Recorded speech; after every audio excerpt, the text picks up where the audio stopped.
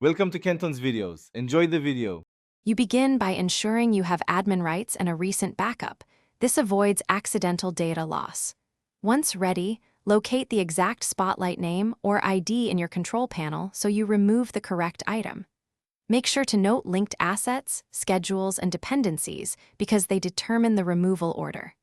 Now start the deletion workflow.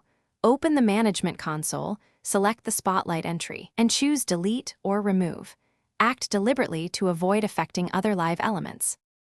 Once the Spotlight is selected, first disable any schedules or triggers tied to it.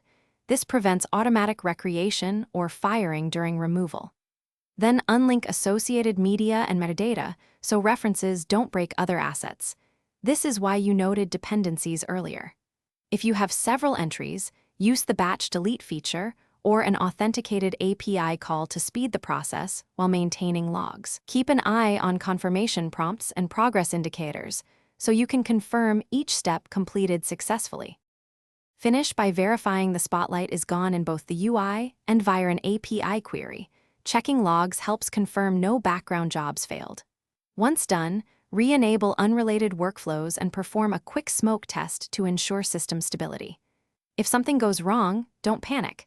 Check your permissions and error messages, then restore from the backup you made earlier if necessary. One key troubleshooting tip: if deletion fails repeatedly, revoke and reapply permissions, then retry. That resolves many access-related errors. Thanks for watching. Consider subscribing if we helped you.